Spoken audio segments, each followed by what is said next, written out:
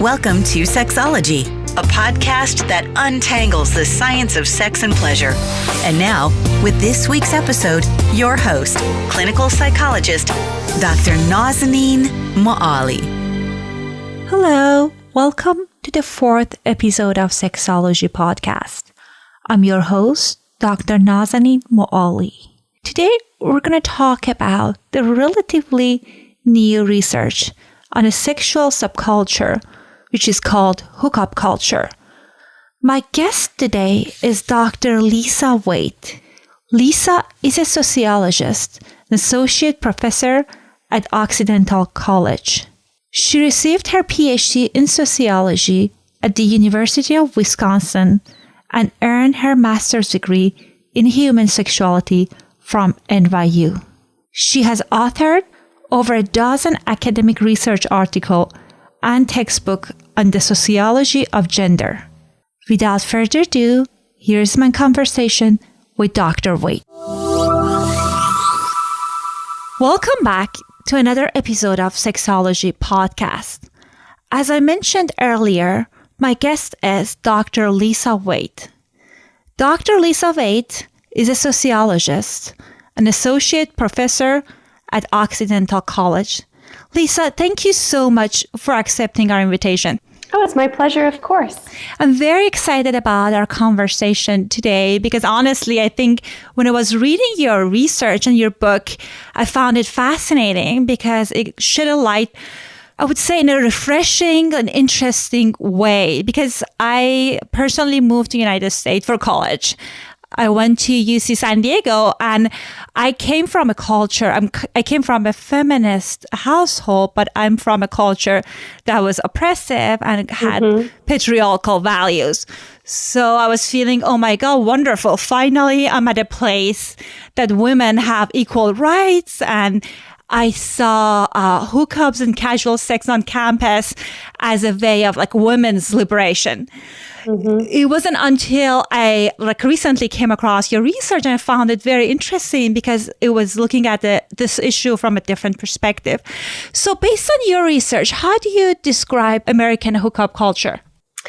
Hookup culture. So there have always been hookups on college campuses since we invented the college campus. There's always been casual sexual encounters between students.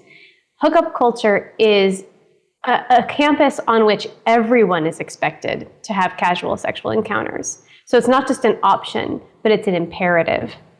Yeah, and I think that one thing that was interesting that I had this idea that it's good for experimentation and it's inclusive. But from what I learned from your research and book, that's not the case. No, it's quite hierarchical, actually, because the sort of motivation for hooking up is sort of simultaneously supposed to be lust and also the status of the person that you have the opportunity to hook up with. And so in that sense, students who are seen as low status by their peers are excluded from a lot of the sexual activity on campus.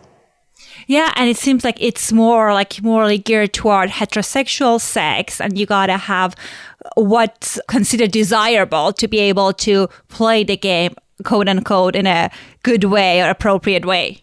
Yeah, experimentation is definitely not part of, it's experimental in the sense that some of the students are doing things they haven't done before, but it's not experimental in the sense that you get to kind of play with sexuality and discover what you might like or not like. It's actually very rigidly scripted, and there's a lot of consequences for deviating from those scripts.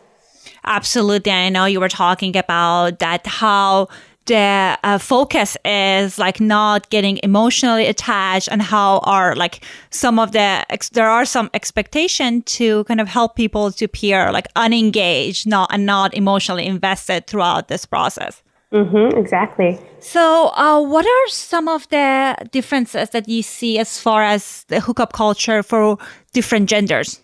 Well, so both men and women tend to come into campus being excited about the possibility of engaging sexually with their peers in playful ways. That's definitely something that both men and women are excited about. And most young women have been taught their whole lives that, doing things that are boyish or otherwise masculinized are things that are rewarded and approved of. So their mom and dad might have thought it was okay when she played with Barbies as a kid, but thought it was pretty cool when she liked trucks and she liked dinosaurs, right? And then when she gets to elementary school, they're proud of her for getting good grades in English, but they're bragging about her getting good grades in math. And same thing about the difference between deciding to become a cheerleader or an athlete in middle school and so on and so forth. So when a lot of women get to college campuses, they apply the same logic their parents have been using their whole childhood, which is it's okay to be girly, but if I can be kind of like a stereotypical boy, that's even better.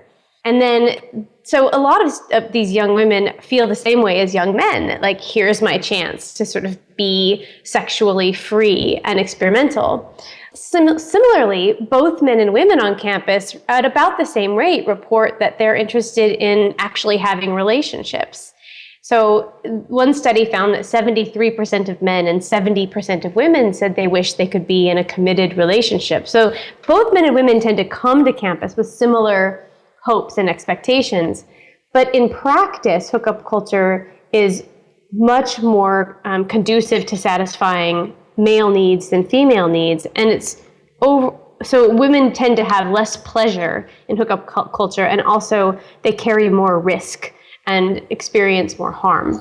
Absolutely. And I love when you talk about how the culture plays a role in it, because as you mentioned correctly, that is just being relational sometimes is associated with being female and kind of frowned upon. So everyone want to kind of play this cool and kind of being casual about sexuality and relationship, because that's what's perceived as a value for our male. So it would be better, I guess. Yeah.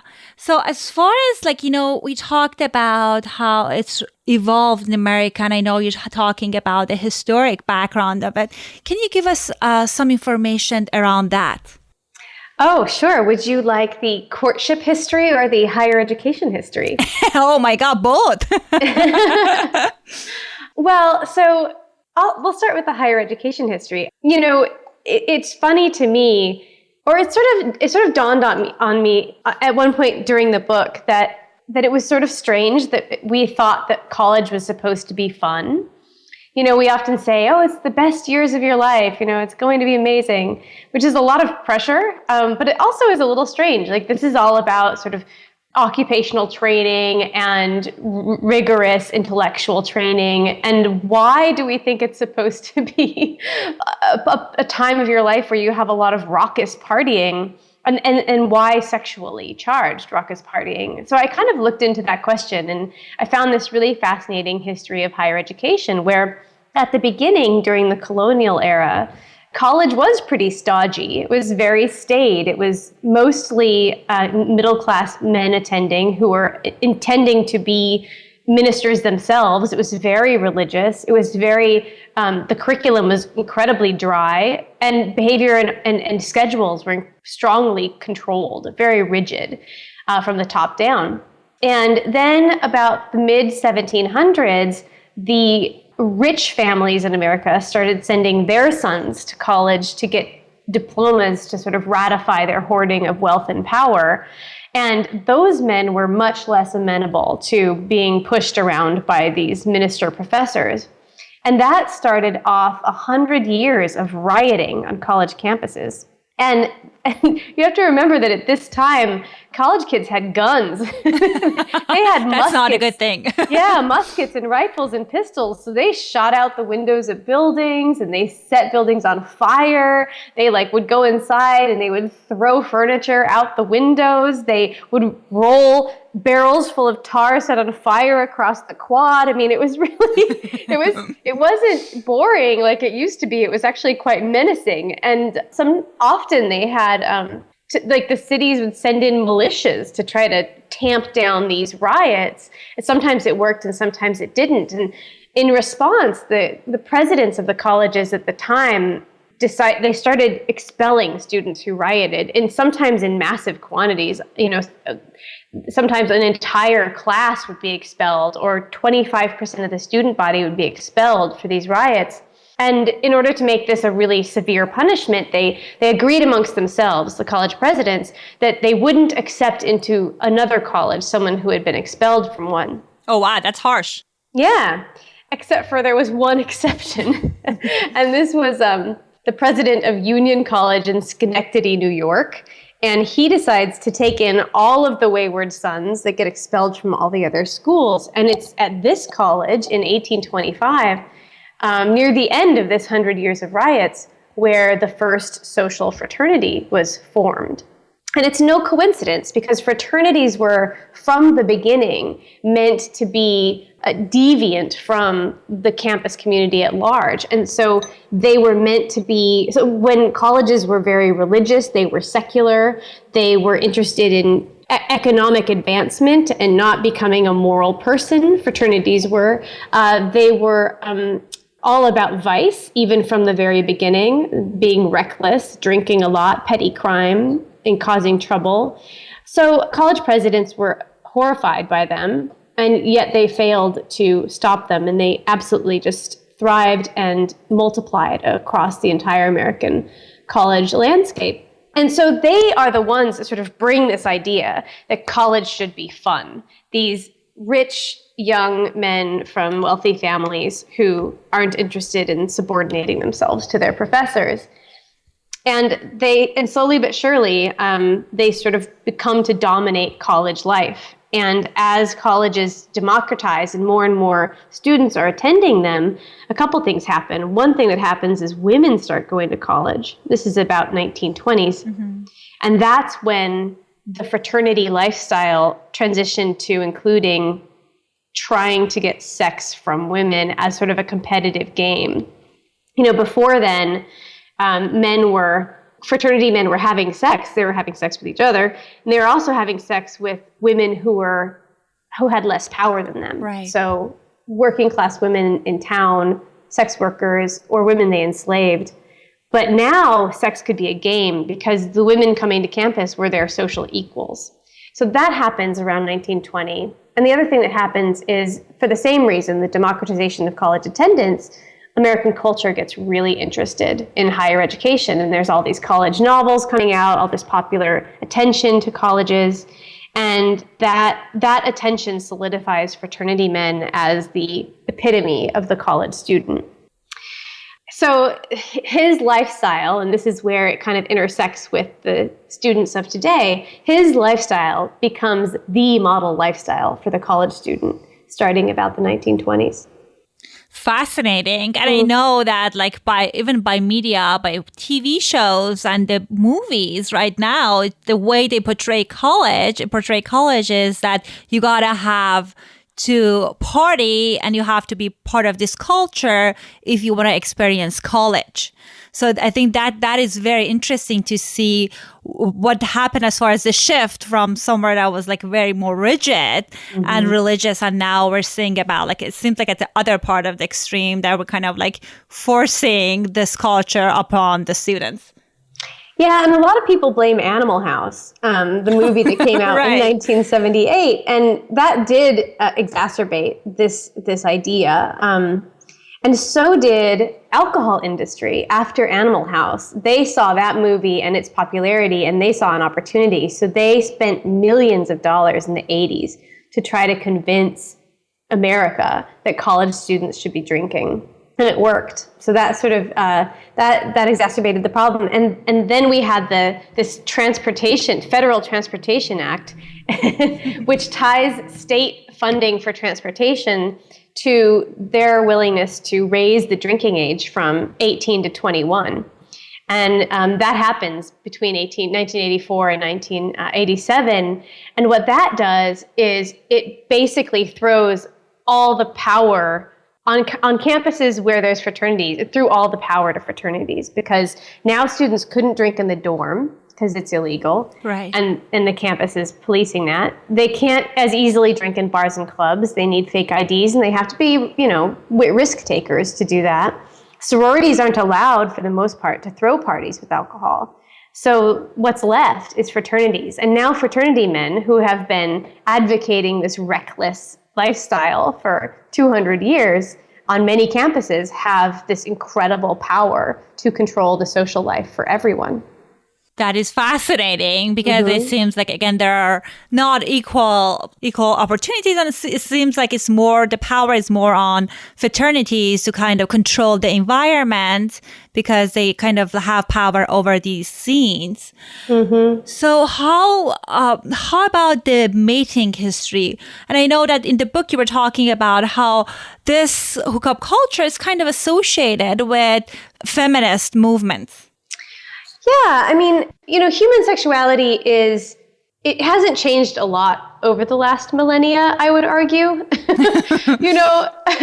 We are sexual for the most part, not all of us. And we tend to have sex, if possible, sometime after puberty, which makes some sense. And there's really only so many things we can do with one another and only so many people to do it with. We're pretty straightforward when it comes to sexuality, but what tends to really powerfully influence behavior is the cultural and structural constraints and opportunities. And if you look across American history, then you see that changes in sexual behavior and attitudes had a lot to do with kind of what was happening in the society more generally. So, for example, we saw a rise in sexual activity between young men and women in the 1920s, because 1920 was the first decade that we had more than 50% of Americans living in cities. And before cities, you didn't have nightlife.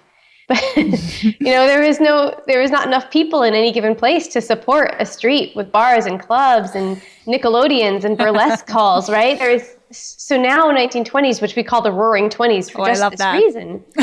Yeah, right? It's like this really exciting moment. And all these young people are suddenly out from under the thumb of their parents and mostly working class women and men at this time. And they're going out, and courtship changes. It changes from something that happens inside of women's homes, where like the mother or aunt would invite over a young man to come sit in the parlor. That was fascinating. I remember reading that part of the book, and I didn't know it was like this way in the past. Yeah, and interestingly, at the time, the phrase making love referred to more than just, we use it today to refer to sex, right? But at the time, it referred to like sitting on a porch. Like you could make love by talking, which is so sweet, actually, when you think about it, right? So courtship was like that, but interestingly, it was women had the power, right? Women did the inviting. They decided what the young man and woman did, and they told him when to leave, and they decided whether he got invited back. But in the cities, courtship shifts into the public sphere, which is a male sphere, and suddenly men have the power. Particularly, they have the power because they have money. And young women, there's no wage protection for young women. Young women are making barely enough money to get by. So if they want to enjoy this new nightlife, then they need a man to treat them. And so this is the beginning of men paying for dates. It's the beginning of dates. And it's the beginning of men paying for dates. Yeah, and so then this is the same time in American history where suddenly women's appearance becomes really important, because now women are competing to get men to pay for them to go out. And so that is the moment where the reducing diet becomes a thing in America. So before, dieting was just like a diet just referred to like the particular foods you ate. So you would like a gluten-free diet, or a vegetarian diet, but like just dieting, meaning to lose weight, that starts happening in the 1920s. And the sale of makeup octuples between 1920 and 30. Oh, wow. So the demands on women's appearance changes. And then also she needs to reward him with some sort of sexy attention or sexual access. And so then we see this rise in some sexual activity. But at the time, I mean, in a way, these are like today's college students' grandmothers and grandfathers, right? Because they are dating in this very light way. So the goal is to go out with someone different all the time. And the sexual activity is often, but not always, but often pretty light. But it's definitely promiscuous at the time. Mm-hmm. That is so interesting. And a feminist in me gets so angry because one of the things I do is eating disorder. I help people with eating disorders. And unfortunately, issues around self-image and body issues are so common these days. Obviously, it's not all related to men and what happens in society, but it kind of makes me think about like the issue from a bigger perspective, which is in societal level. Right. Yeah, absolutely. And as far as the kind of like one thing that I'm very curious about is that I see, maybe it's from Southern California or California, but I see the similar pattern in the society, not necessarily in the college students, but also outside colleges. What have you did any research on that? Or what's your thoughts on like club scenes or hookup places? How are those places are similar and different? And what are you talking about? So there's not a lot of research on this, but I think we know some things, or at least we can make some strong guesses. And one is that if a person who doesn't go to college or who has graduated from college wants to participate in a hookup scene, it's definitely available. So they can find it if they want to. That said, a lot of students after college and a lot of people in general find it a little bit more difficult to be so they can find hooking up if they want to, kind of like college students used to do before hookup culture. But most people who are outside of college are not in a hookup culture. So the student that graduates from college and then moves into an apartment and has to get up at 8 a.m. to go to their job Monday through Friday is not in a hookup culture. They're in an apartment building and there's families and there's whoever there and the bar is across town. And even if they do go to the bar, if you have to drive home, it's hard to get drunk enough to really get stupid about things, right? So and then if you do want to hook up, like, where are you going to do it? Going back to your shared dorm room is different than driving to some strange person's house and going inside. A lot of both men and women don't find that to feel as safe. And so it's not a hookup culture. So you can still hook up if you want to, but it's also quite easy to find it to be inconvenient or just avoid it altogether. I see. So the dynamic sounds like quite different, because in the colleges, you are, like most people, especially freshmen, are in their dorm rooms, and they don't have necessarily the options of going off campus as much. So that's definitely, there are some barriers to kind of to add to the pressure of, if you want to have a good time, this is the way to do it. Yeah, when you're in college, you're in hookup culture. If you're living in the residence halls, most residence halls, then you're in it whether you want to be in it or not. And if that suits you, then that works out well. But if it doesn't suit you, then you either opt out and feel isolated from your peers, or you opt in ambivalently. That is so interesting, because I know in one of the chapters you were talking about the experience of people who are opting out of the experience and this hookup culture, and how isolating that can feel. Yeah, and it's not even because all their peers are hooking up all the time. It's because their peers are talking about hooking up all the time. And it's absolutely ubiquitous all over social media. So a lot of students who opt out of hooking up feel like they can't be a part of the conversation on campus. It's not even just the sex, right? But the actual conversations that are happening on campus. And they also tend to not go to the parties, because a lot of the big raucous parties are centered around facilitating hookups. And students that aren't interested in doing that then feel weird when they go to those parties. And, I think we can all understand that, a lot of friendships get cemented at, when people get drunk together, or absolutely, or maybe that's my experience. Yeah, or when you hold your girlfriend's hair back while she barfs in the toilet, that's a bonding experience, right?